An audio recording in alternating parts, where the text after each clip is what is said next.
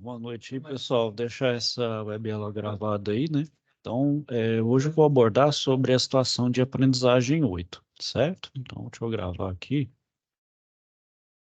compartilhar a tela aqui com vocês. Vamos lá.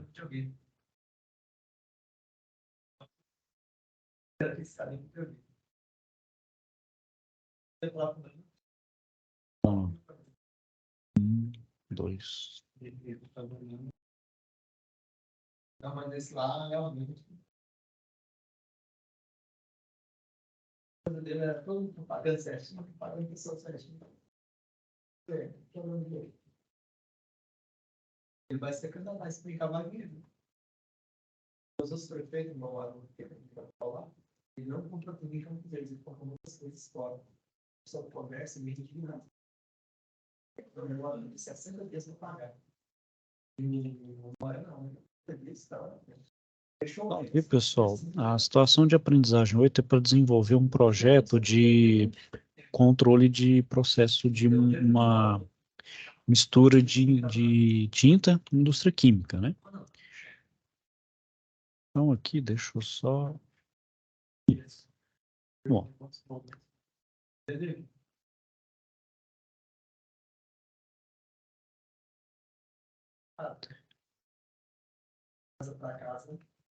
então vamos lá. Então, a primeira coisa que a gente tem para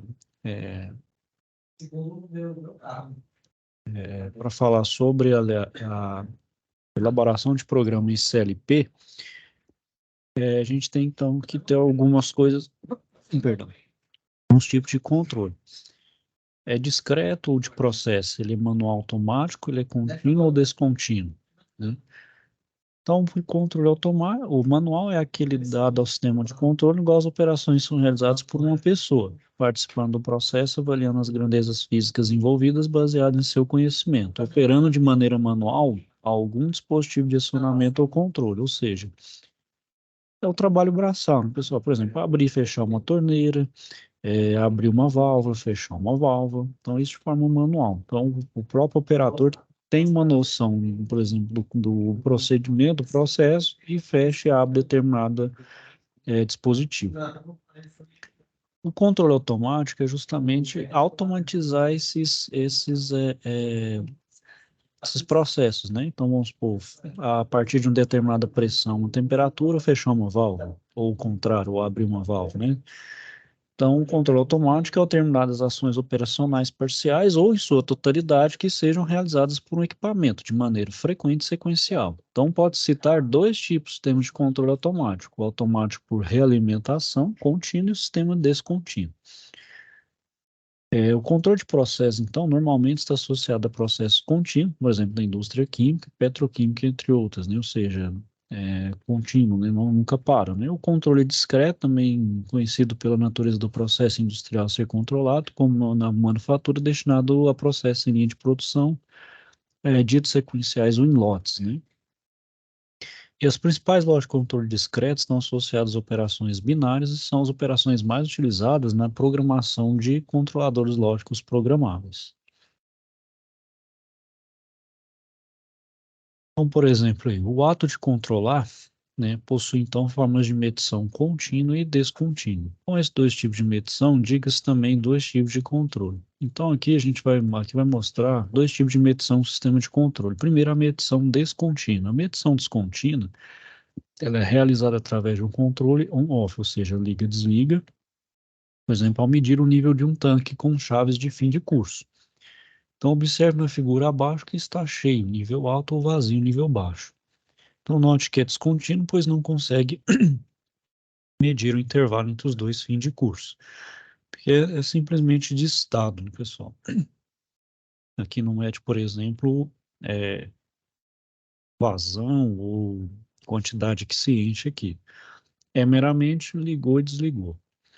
Então, por exemplo, se o meu nível está baixo, o que ele vai fazer? O meu nível baixo manda, então, um comando que abre essa válvula de entrada que vai encher o meu tanque até o final. Chegou na chave de nível alto, ele então vai abrir, né? Vamos supor que ele está fechado, ele abre, e no que ele abre, ele entende, então, ó, fecha aqui a válvula, senão ele vai ficar enchendo indefinidamente.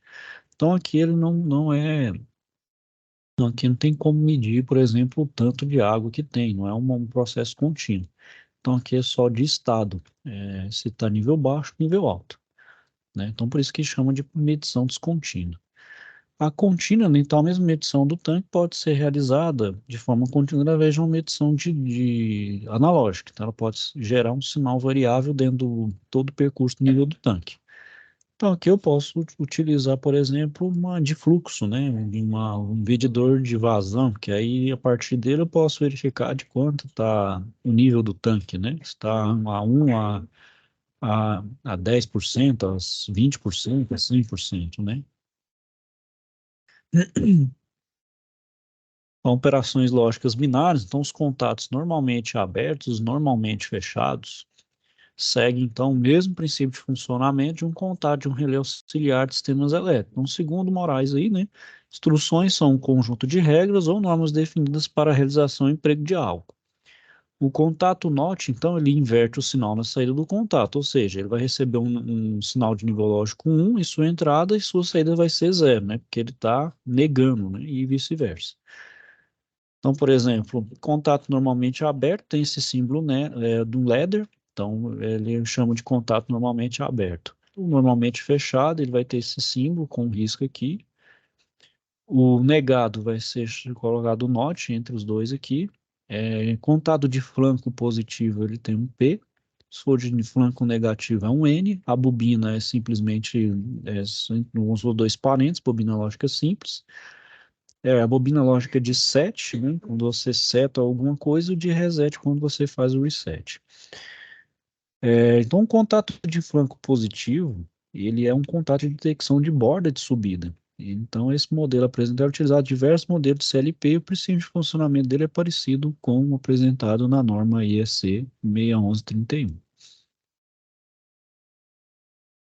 Bom, então a instrução chamada de bobina simples é uma instrução de acionamento muito parecida ao acionamento da bobina de um relé elétrico. Não sempre for ligada, a variável associada a ele liga os contatos dessa instrução e inverte, né? Então, ligou aqui, né? Fez a ligação, gera, então ligou o meu contato aí. Então, é meramente, né? Então, aqui essa figura, né, pessoal, vai mostrar então uma bobina simples através de um programa LED e a instalação de um contato normalmente aberto de um botão referenciado como B-on, né, o botão de on, e um contato normalmente fechado de um botão referenciado como B-off, né, que é o botão off, né, nas entradas de um CLP. Nas saídas do CLP, então, foi ligada uma carga titulada como L1, que é a lâmpada verde, uma bobina de uma válvula referenciada como V1. Então, eu ligo a lâmpada e a minha válvula. Então, analisando também a mesma figura aí, né, pessoal, verifique-se inicialmente que a entrada, que é o botão de ligado, não está ligada. E a entrada também está ligada, né? Então, o programa desenvolvido tem uma lógica IND entre essas duas entradas. Inicialmente, no programa está ligado a uma memória auxiliar. Então, essa memória é um bit interno controlador, de forma a não utiliza as entradas e saídas físicas. Então, como fala aí, ele é uma variável dentro do CLP. Então, ele não é uma entrada e também não gera uma saída. Ele é meramente como se fosse uma variável auxiliar, que ela só fica internamente no programa do CLP. As outras operações lógicas binárias de temporização, né? Então, um temporizador, né, ele é um dispositivo capaz de medir o tempo que normalmente controla a sequência de processos, né? Então, muitos processos precisam de um tempo para ser feito, para ser demandado. Então, utiliza o temporizador. E ele pode ser utilizado de diversas formas, pode ser mecânico, digital ou microcontrolados, né? Então aqui o T-on, né, é um temporizador que realiza um retardo na energização do sinal de saída, ou seja, o sinal de saída vai ser ligado após a contagem de tempo. Então o T-on é quando liga, ele aciona. E tem outro que o T-off, ele é o contrário, ele é um temporizador que realiza um retardo na desenergização, né? Ou seja, depois de um tempo ele desliga, né?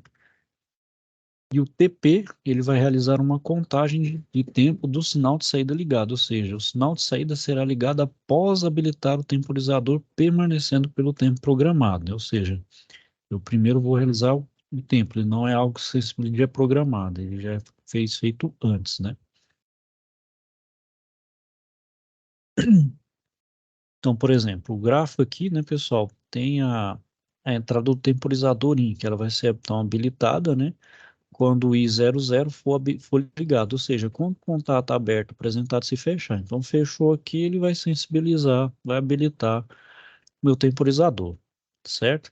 Ligou o temporizador, então ele vai ser acionado. Então, esse tempo é contado até alcançar o programado em PT. Então, por exemplo, aqui programou em 5 segundos, ligou, então ele vai contar. 5, 4, 3, 2, 1, e aí fica ligado. Quando der os 5 segundos, ele fecha, né? Bom, o tempo off, né, meio que vai ao contrário, né, então a entrada do temporizador, então, vai ser habilitado quando o zero também for ligado, ou seja, quando o contato aberto se fechar. Também é possível que a contagem do tempo é iniciado e é mostrado na saída ET somente após ser desligada a entrada IN. Então, este tempo é contado até alcançou, por exemplo, aqui está ligado, fica ligado. E, por exemplo, no momento que ele desligar, aí sim que meu, é, esse temporizador vai ser acionado. Daquele outro ao contrário, ele liga, ele já conta. Esse aqui, no momento que desliga, aí ele vai ser acionado. Chama de T-off. E o temporizador TP, né? Também da mesma forma, ele liga aqui, né?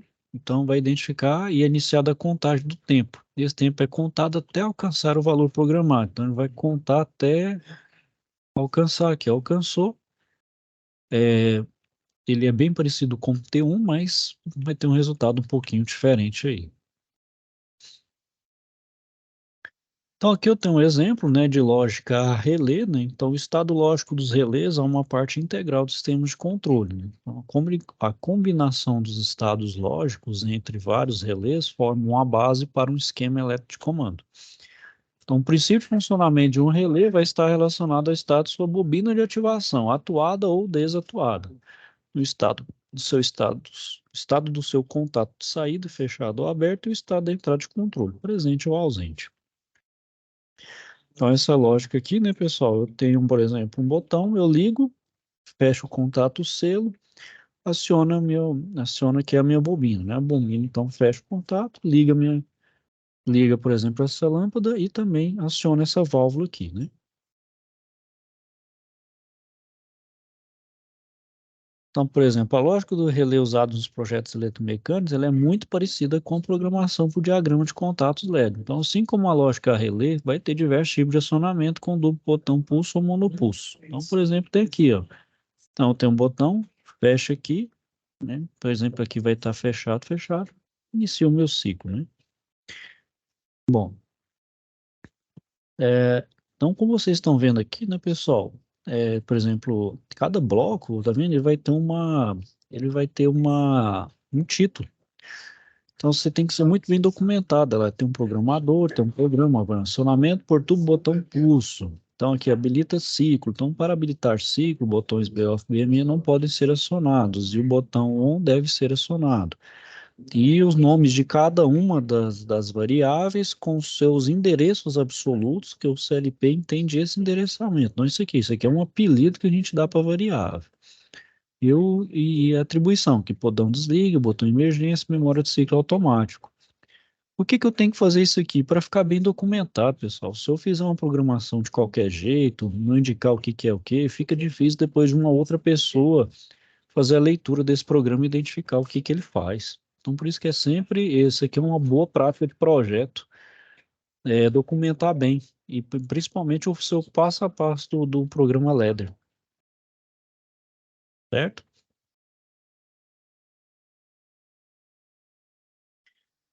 Bom, então no acionamento demonstrado na figura aí atrás, né, foi utilizado um flanco positivo que em que acionar o V1 ali, ele habilita, né, durante uma única varredura, sinal positivo. Note que a primeira vez que foi acionado esse botão, a memória chama ciclo, não está ativada. Realizando então o acionamento da bobina 7, chamada de auxiliar ciclo e o contato dessa bobina. faz todo esse acionamento, né? Então, como está aqui, ó, então, esse contato de flanco vai acionar, então, auxiliar ciclo, né?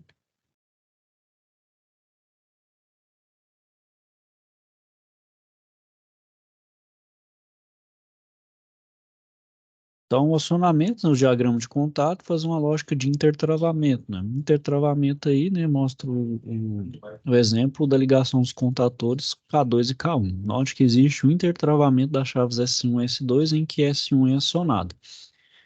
A mesma manda, então, tensão ao CLP, por consequência, os contatos alteram seu estado. Então, onde tem contato normalmente aberto, o mesmo se fecha, habilitando a passagem de sinal, e onde possui um contato normalmente fechado. Aí o mesmo abre, impossibilitando então a passagem do sinal. Veja também que a chave S0 e o contato de FT1 estão realizando uma lógica INT com o restante do diagrama LED. E dessa forma, então, caso a chave S0 seja acionada, aí o motor então desliga, né? Então, por exemplo, aí, então aqui está o meu sistema intertravado, né? E aqui, pessoal, são os exercícios de passagem e vou mostrar então para vocês aí o que é a situação de aprendizagem 8, certo?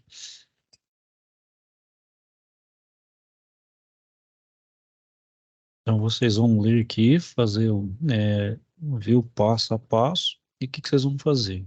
Primeiro, levantar as tags, né? Vão apresentar uma lista de tags do projeto, indicando o endereçamento absoluto CLP e desenvolvimento da tabela verdade. Essa atividade vai ser realizada para documentar o projeto, facilitando a compreensão e integrando o projeto elétrico ao projeto de software. E a tabela verdade, né, pessoal, ela serve para mostrar o controle do processo através de uma sequência booleana. Ok? Então, aqui tem um anexo 1 que ajuda vocês a enxergar o processo além daquele passo a passo. Outra coisa que vocês vão fazer o projeto LEDER, ok? Vocês vão fazer o projetinho CLP desse projeto segundo o passo a passo aqui. Bom, pessoal, então vocês podem estar utilizando aquilo que eu falei lá nos slides ali e também da apostila, certo? Então, vou finalizando aqui por hoje, ok? Caso tenha dúvida nessa e nas demais situações de aprendizagem, não deixe de me procurar, certo, pessoal? Então, é isso aí. Vou finalizando aí a web aula por hoje. Vou desejar então a todos uma boa noite, bom fim de semana. Fiquem então todos com Deus e até a próxima.